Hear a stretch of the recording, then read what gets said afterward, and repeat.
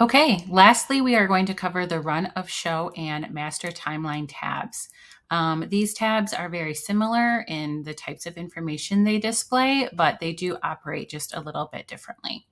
The run of show tab is something that is typically shared with everyone working at your event, and it goes through the entire day in chronological order from top to bottom. So you can see in this example, we start with pre ceremony, ceremony and reception time.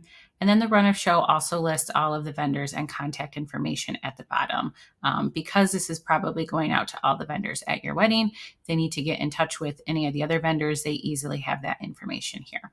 So that is the run of show. This is something that you will probably want to fill out and print to distribute to your vendors or anyone who is important in your wedding that needs to have access to this information. The master timeline sheet gives the same information, but it displays it more in a table than just a chronological timeline. So you can see we have the timeline of the day here on the left, but everything is organized into columns depending on what category it falls into. So this way, if you need to see all of your deliveries for the day, it's easier to pick those out. If you want to see all the big events going on throughout the day, it's easy to pick those out by looking at this column. If you want to see important times for photography type things, that can all be added to this column here. So this is something that you maybe won't share with all of your vendors.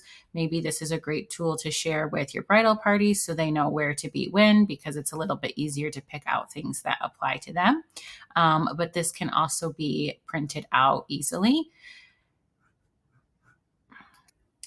The best way to print this or the run of show is to select all of the cells that you want to print and go to File, Print.